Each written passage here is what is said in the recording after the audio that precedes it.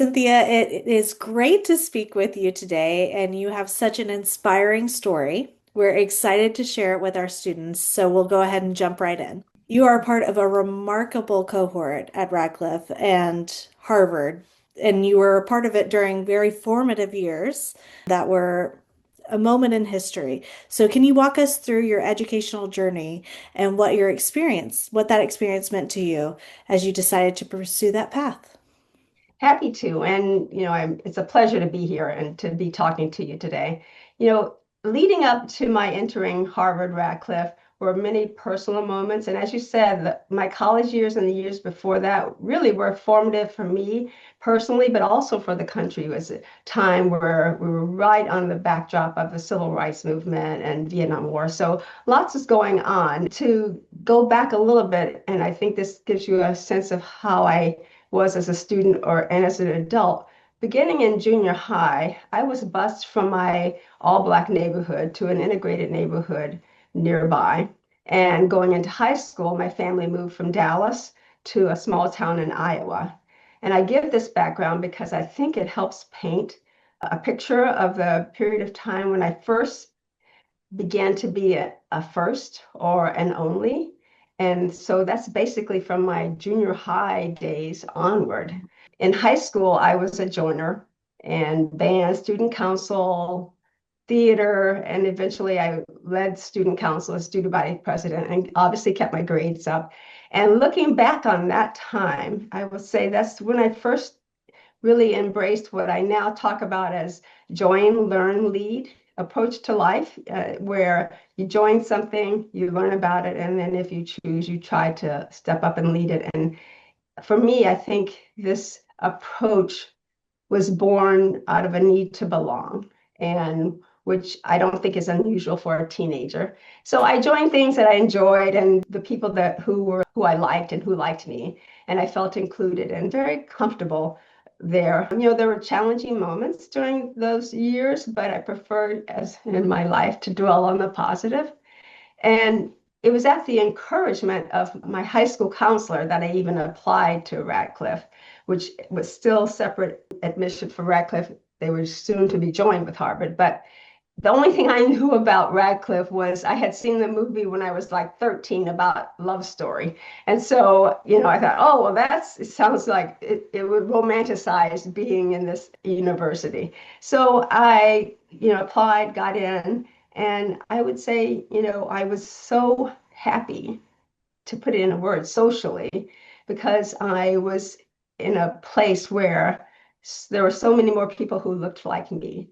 And even though in my class there were only, less than 40 Black women out of a class of 1,600 people. So it's small numbers, but meaningful. And out of that time comes this bonding with a group of women who, to this day, there are 6 or 7 of them who were still very close and very tight. And that, of the 40, some of who have passed, I feel like I could call on them at any time and they would still, take the call, be there for me to have a discussion or whatever. So, years later, and I say this with my Alzenia project, sisterhood is power.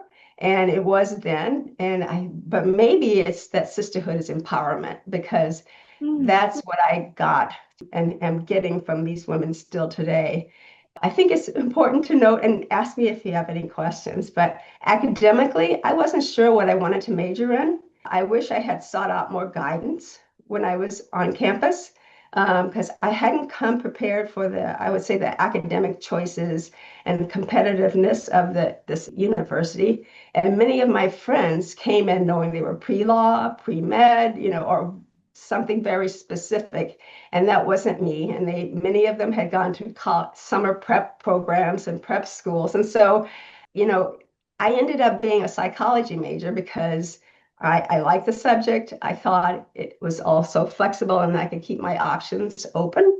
And so that's what I did. I majored in psychology. And as I was thinking about this part of my story, I would say if there's one thing I would have changed, it would be something that I had no control over, really, was to live in dorms where most of the freshmen lived. Because in my freshman year. We lived off in the Radcliffe dorms because things were still getting figured out. And so by living in the Radcliffe dorms, which were away from the central yard, I felt I would have had known more classmates, if I had done that. And frankly, it probably would have been a more diverse experience for me. But nowadays, all the freshmen live in the yard their first year. So I see, the school was obviously paying attention to how to best help students fit in. So then the last piece is after college, I worked for 2 years. I worked for what was called then the New England Telephone Company. I was in a sales administrative role. And I think, again, here's I come from a family where we were postmen, we were teachers, we were, things that this world of business and was just not on my radar. And I will say that my first impression was thinking of business things as capitalist, not for the human good kind of approach. But I ultimately decided to go to business school and went to Wharton for my 2 years there. That's an incredible journey, and so many things don't surprise me whenever I've known you. You being student body president, that doesn't surprise me. And you're right, Yeah, it really does lean into your motto that you've shared with me before as far as joining, learning, and then leading, and how yeah, those all can facilitate into one. And I absolutely love that sisterhood is empowerment.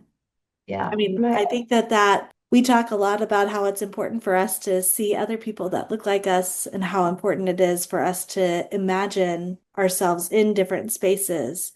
And I think that you absolutely hit something that many of our students are going to say, which is that academically, it's hard to ask. It's hard to ask for guidance. Yeah, And sometimes it seems like everybody else already knows exactly what they want to do. exactly. Yes, yes, And having 100%. that relationship with those other women really is something that sounds like it made a difference to you, especially with you all still being connected so closely. Yes. And it can for Yep. our students as well. So I think that that's a really important point that you mentioned because there's so much within that. And interesting that you majored in psychology because I feel like psychology has so much to do with buying decisions, with the economy, and probably gave you great background for going to Wharton Business School, which kind of brings us to the next piece that I wanted to talk to you about, which was your career journey. So, I mean, you have had such focus and intention driving your professional life. What were a few key moments of success and maybe even a few lessons that you'd like to share? Yeah, and I think it's very true that my focus and intention was very strong. But I will also say that I really enjoyed what I did. And I enjoyed the people I worked with. And so to me, that was a driver for my career, being able to work with a group of people who were smart, but had a sense of humor and good personalities along the way. And my work life, it incorporated taking some risk and being out of my comfort zone along the way, but no regrets. And so my first job, which was a rotation program, a management training program. So I spent the first 18 months going to three different departments, and one of which was the investment management group at this insurance company. Oh, And so wow. once I finished that program, they invited me to join the investment management group and as assistant portfolio manager. And so that really kicked off my career. And over the course of being at Equitable Capital, which was about 6 years, I started as an assistant portfolio manager and then I rose to managing director, responsible for a little over a couple of $1 billion of fixed income assets and portfolios, and primarily in mortgage-backed securities, which is, don't worry about the name. But what was interesting about it is mortgage-backed securities were a relatively new asset class. And so two things stick out for me. One is because I had this very tedious Excel-based project that related to mortgage-backed securities and figuring out what we owned and such. But that ended up setting the path for my progression because I took a hard assignment It wasn't glamorous. It was what, served me well and it served my manager well. And so lesson one was don't hesitate to take any project that, is offered as long as it, seems practical. But I think I just recommend taking projects that may seem, maybe below you, but this is how you learn. And this is, for me, working was all about growth. I had a manager who I worked well with, and ultimately he became what I wouldn't have called it then a mentor, but he was my mentor. And we worked together in a way that it was almost an apprenticeship in terms of me learning to be a good portfolio manager. And I would say another thing that strikes me is about it when I had a great relationship with the trading desk, the people who were actually executing the trades that portfolio managers tell you about, and a Wall Street coverage. And I think my strength was my ability to take my analytical skills and put my people skills together with it. And that has served me well. And I also had a sense of humor. So, definitely it was a guy's world, but I figured out my way to just smack dab put myself in the middle of it, not compromising myself, but having a great time doing it. And I think, this is a skill, this marrying of the analytical and the people skills is something that I've been honing since middle school. Because remember, we think back to integrating a school and think back to living in a small town in Iowa. So I just, the last thing I would say is that this mentor, his name is Brian, became very critically important because several years later, after we had stopped working together, he was the person who recommended me for my first corporate board. That's wonderful. And I mean, it brings up a good point that not all mentors does it have to be an official ask to be the That's right. mentor, right? And still, helped you lead into other pieces. I think that Yeah, that's wonderful. I think those relationships they kind of organically evolve. I mean, you can ask specifically, but you can also nurture one, without the specific ask, because I did not. And I absolutely love the lesson learned of don't hesitate to take on projects. Yeah. Sometimes I couldn't imagine what it was like to step in and then be over a couple $1 million and new asset classes and Mhm. all these other pieces, and then also look at, okay, I'm going to take on this project because it's something that's going to set me apart and I'm going to learn something new. And I think Exactly. that that's just incredible. This brings us to an exciting chapter with the Alzenia Project, named in honor of your remarkable grandmother. Rock the Street, Wall Street is proud to be a grantee and grateful for our work together.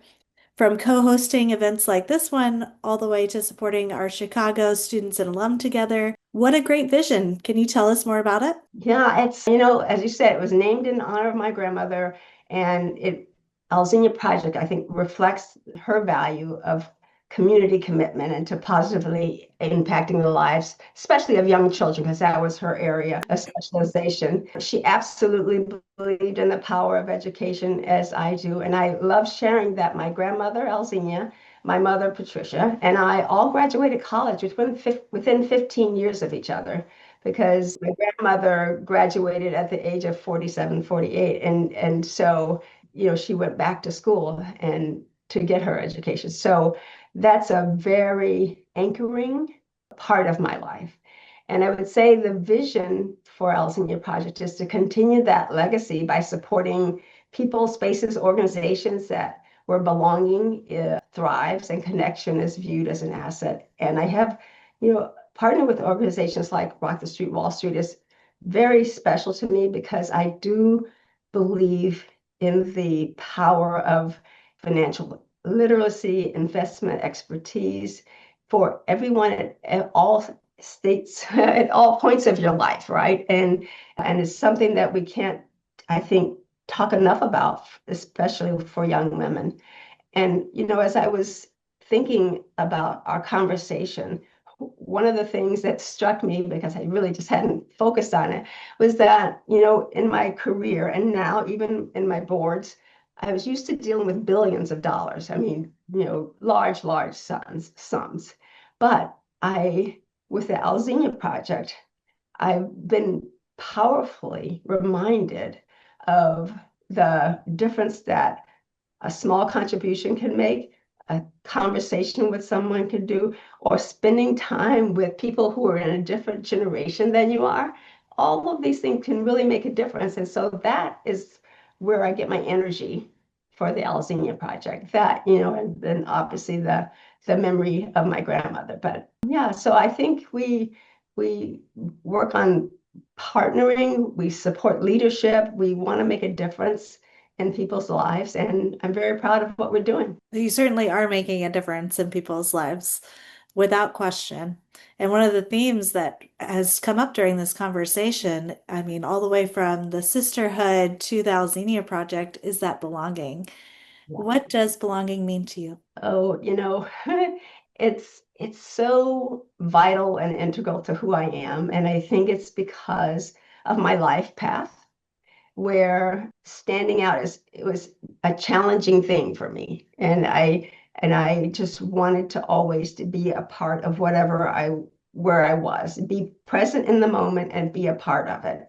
And I think that, it takes energy and effort to do that, but it's so rewarding. And that's what I want to give to other people is that sense of belonging. It's very pretty straightforward in my mind. I think that we, how our families are built, how our schools are built, how just all organizations and institutions can really help provide and support belonging in a time, particularly for people, young people, when they're in that teenage to early adulthood range, when you're just looking for touchstone. So yeah, I'm not being very eloquent about it, but it is what that drives me. It has been an honor to have the conversation with you today. And I'm so delighted about the takeaways, your lessons learned that you shared, and really your journey overall. I think it's something that not only inspires me, but will inspire many of our students. So Well, thank you so I much, hope Cynthia. you're very welcome, and I hope it is inspirational. I think a lot of people will be like me. You just feel like you're just doing one step at a time and you're just living your life. But know that, it matters what you do and it matters that you show up for other people and organizations and for yourself. So thank you for having me. Absolutely. And to quote you, keep joining, keep learning, and keep leading. Yes, ma'am.